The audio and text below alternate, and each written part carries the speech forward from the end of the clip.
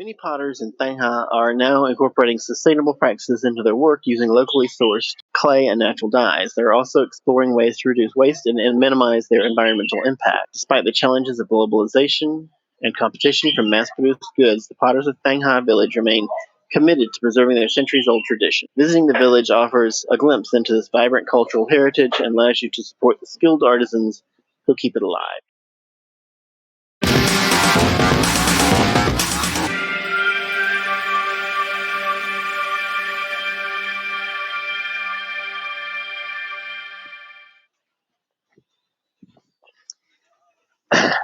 All right, well, we knew there was going to be some terracotta things to buy. Here, they got regular porcelain as well. You really got to keep your eyes open in a museum. That's all I can say. It's supposed to be fun. You have to find everything yourself, that's not a complaint. That's a great thing. I dropped the ball on this one. There was a whole building I didn't notice. The thing is, I noticed it on the way in, but it didn't look like anything. And I see now where you walk into the front door. If I had been at that angle and noticed it, I would have been like, oh yeah, that looks like part of the museum. But it just didn't look like anything, and there was nothing to direct you. That's what I mean when I said they're not the museum designers are not being tour guides. So I've seen some museums that do a decent job of that, and that's a good thing, but it's not usually the case, and you shouldn't expect the world doesn't come after you. You have to go after it. Also the museum. Oh, hey, do I have my ticket? I bought a ticket. I bought lots of tickets today. She stapled this one. I don't know what I did with the other one. I must have dropped it. I kept dropping the ticket, and finally, apparently, I dropped the ticket and the pamphlet.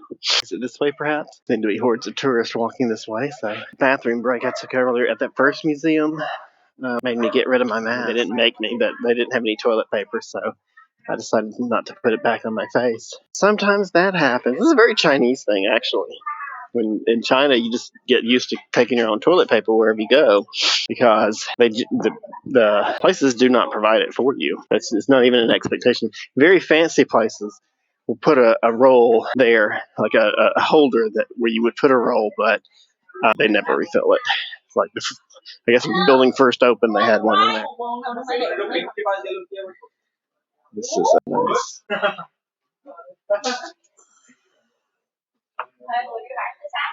Oh, if you want some nice Vietnamese pottery, this is the place to come. The same's true in Bat Trung. Bat Trung was a really good place for that. I feel like this whole town is geared more towards international tourists. So Bat Trung has a lot of Chinese style vases. Hi. Yeah, I'm just looking.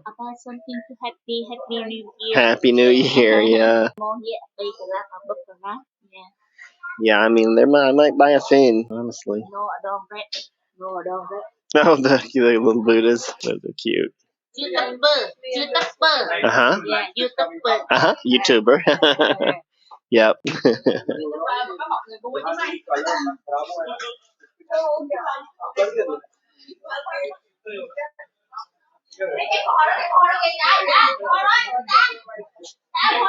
Those are just candles. Small vases. Yeah, I like those fins. But which one? This is the one that jumps out at me. Handmade here. Cafe. Yeah, fin. Yeah. Handmade from here. Looking up and cafe inside a white earth. Rock. I have one of the metal ones. Yeah. All right, we're indestructible little baby Buddhas. That's good. Okay. All right, come in. Thank you. Maybe she will create and paint one at your request. So she makes them right there. As we found in the town, you shouldn't assume that it's not actually being made nearby. There were actually ladies on the second floor of that market, the less touristy market, where they were making the clothes. I imagine it's the orders they get from the shops. What do you call it? I couldn't remember the day. Scott didn't know the word. When tailor-made clothes. Anyway, tailor-made. I guess that's good. In Hanoi, I live above a shop. The lady makes dresses, and man, that is if that was something you were good at, that would be a dream job, because she makes her own hours. She doesn't have somebody scheduled to come in for a consultation that's gonna come in and describe what they want, and she works with them to decide what kind of clothes they're gonna buy. If she doesn't have somebody coming in, she don't show up. She never has to come in on Sunday, holidays. Does whatever she wants. And I imagine she could take whatever day she wants off. She just doesn't schedule anybody that day. She's the sort that you can walk in. She has the door open, but no, I take that back. She doesn't. But you could. I'm sure someone could walk in. I'm kind of sure. No, it's not true. I'm lying. You couldn't. Sorry, that was the wrong way.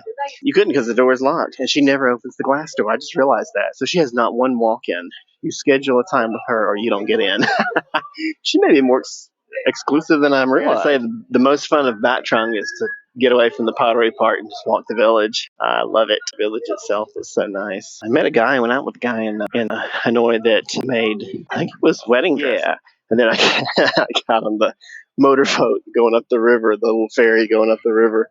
And it was noisy as the motor, the wind, the people, like everything was just noisy. And he got to the end of it, he's like, well, I guess there's a limit. So, and I haven't been commuting motorbike rides until this trip. Pottery making in Thanh Ha Village dates back to the 16th century, initially as a part-time ability to supplement income. However, with the rise of Hoi An as a thriving port town in the 17th century, the demand for high-quality clay products surged, leading the villagers to focus more on their craft and move their workshops closer to the Thu Bon River for easier transportation. Hi, Xin Tea sets. So I'm not sure if these are for different types of tea, but this is one size, one type of traditional teacup, and you can see it. Kind of a large one though. A lot of them are this size, quite a bit smaller. And then of course you've got, if they have any that are accessible, you got these size down here. I won't pull it out because I'll break everything. And even this is even smaller. I don't know if they're just like in competition to see how tiny a cup they can hold their tea in or what, but that is small. Now that looks like a sauce cup or a sauce bowl, sauce plate on a heater. So maybe if you need hot sauce, hot sauce. I like these, and I don't in the least bit doubt that these are handmade, crafted here, but they're making them to look exactly like the ones that are sold on the mass-produced ones. I mean, it could be mass-produced. No, it could be the ones I see in Hanoi are actually handcrafted. There's a lot of that here, a lot more than you would think. We're used to everything being manufactured in a factory. We don't even believe it when someone says something is handcrafted. There are still people in the world, and it's not small amounts. The story is you can produce so much, if you mass produce, and technically, but if you only need so much in the first place, what is the advantage of making something in a factory? If it's something that's a luxury item, I'm not sure why it would ever have been mass produced. Necessities, okay, we want to get those to everybody. Handcrafted, cancer medication, no. I definitely wandered off the tourist path. See how easy it is, guys? People talking all the time about, you got to get off the beaten path, blah, blah, blah. Why in the world is this area not developed? This is like prime real estate. What are they thinking? Everybody would like to sit here, walk along this little promenade, and, this row, all we have to do is displace all these residents here and replace it with overpriced bars and restaurants. And tourists don't really like to eat Vietnamese food. Let's make sure it's all Western food, badly done Western food, and that would be a lovely way to ruin this whole place. I'd probably go downriver to the city. Where else would you go? How easy it is to get away from the massive crowd. Look at that. It just came through that along that conveyor belt that was the experience house. An experience I can definitely pass on. I mean, look at all that. I mean, it's peaceful where I'm standing right now. Now, watch this magic trick.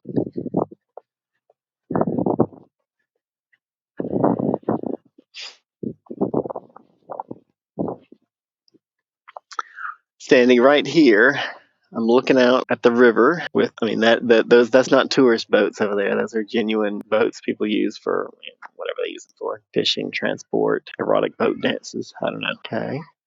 That's all river. Well, I was going to say, even if I turn there, I can't see. But you can see from here the boats, the little ferry boats. But you can't even tell they're for tourists. You just see a few boats. You see the river and the people going up and down. You got the people's houses here. Whoever's got that bench, they have just got gold. I don't know if they know it because the view is every evening is that. And that's pretty gorgeous. Anyway, what were we doing? Production goes beyond just decorative items. Local potters also create functional pieces like roof tiles, water jars, and cooking utensils. used in everyday life by both villagers and people in surrounding areas. Oh, I bet that's something rich people would love. That's something I would sell on if our channel had a, things you could sell section. Pottery to get your roof tiles. Rich people, alert! Get your roof tiles made in the most adorable Vietnamese village in Vietnam.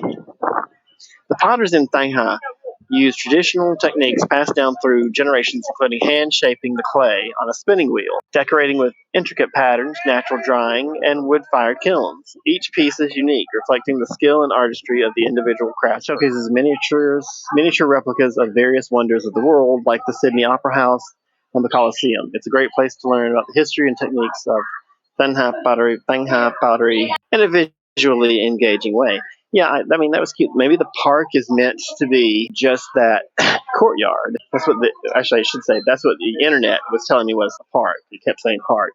Nobody there said park, and I saw no signs that said park. So I should adjust that and say, if you read park, I think they're really talking about the museum when you do your research. Many potters in Thanh Ha are now incorporating sustainable practices into their work using locally sourced clay and natural dyes. They're also exploring ways to reduce waste and minimize their environmental impact. Despite the challenges of globalization and competition from mass-produced goods, the potters of Thanh Ha Village remain committed to preserving their centuries-old tradition. Visiting the village offers a glimpse into this vibrant cultural heritage and allows you to support the skilled artisans who keep it alive. The only thing about buying, I like these, the little square cups.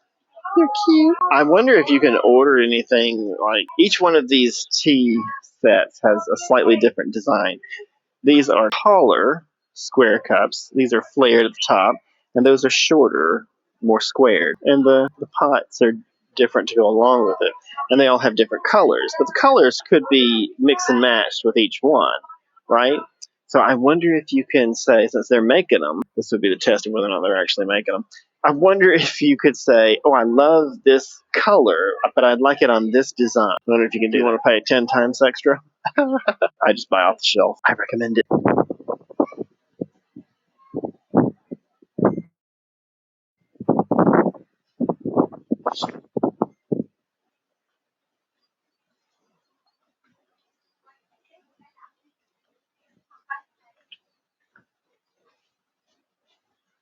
Oh.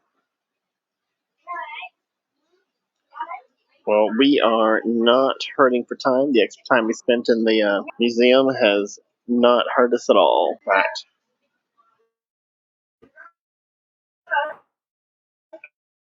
I'm ready to look for that old coffee shop now. Be a winner. Really looking for some of that coffee shop that has no tourists sitting at it. And I'm afraid that may be in a different town. We got a menu. Let's see. Milk, black coconut, peach tea, mango smoothie. I feel like that's the way to go.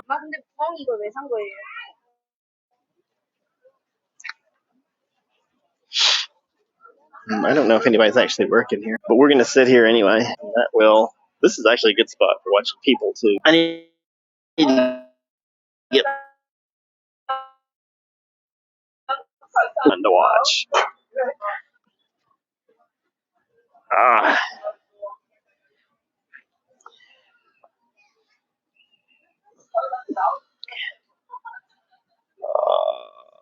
So the beach we were at this morning was Ambang, and we just went and I ate, and then we were done and I left. I told you they said there was another one that was more touristy. I felt that one was pretty touristy this morning. I always think they're waving at me and like, oh no, it's the camera, dumbass. I wonder if she works here. This is obviously a point where the people that are looping through the town stop. So I don't think the little cafe thing knows that there are people here. I'm going to find out because I would like to drink a little something. Get a little icy something.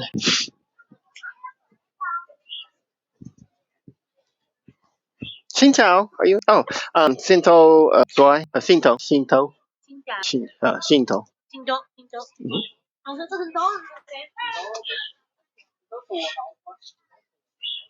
Oh, no. Okay. Just that? No coffee, cafe? Coffee, la black coffee. Just black. Black. I don't want black coffee. Yeah, let's go with this one. Okay, come on. Oh, they did have La Rue beer. Well, I could sit here and look up where La Rue beer is from.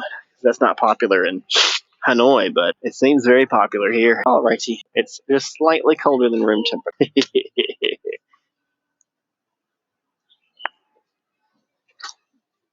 Alright. Known for its pristine white sand, gentle waves, and laid-back vibes, Anbang Beach is the perfect place to unwind, soak up the sun, and enjoy the sound of the ocean. Most of that can be said about any beach, no matter how unpleasant it might otherwise be.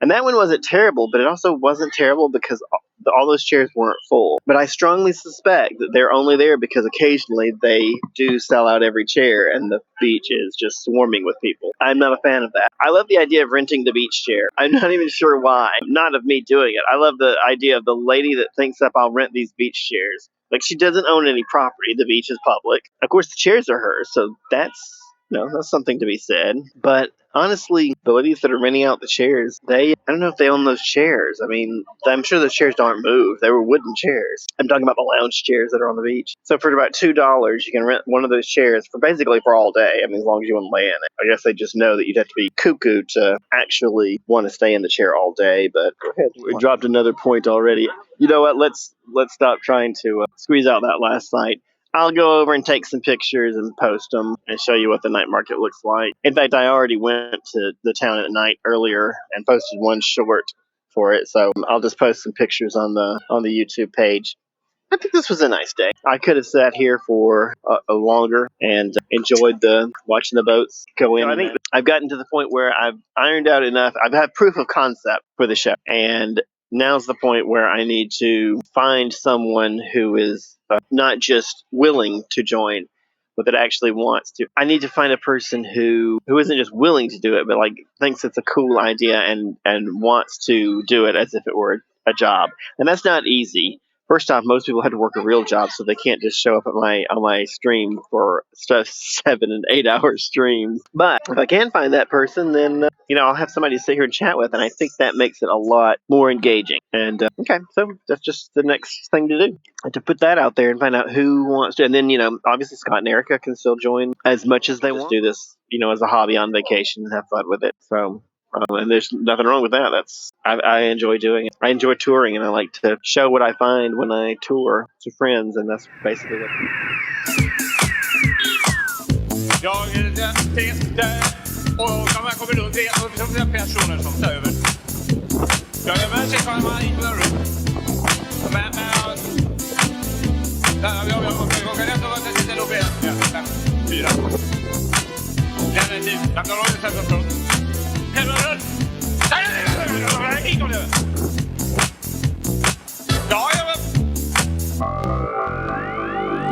jag är den tete och när man kommer runt det så är det personer som tar över. Jag är med sig för man inte rör upp. Men jag kan ändå vara lite lobby. Ja, 4. Den är typ. Jag kan ha det så här.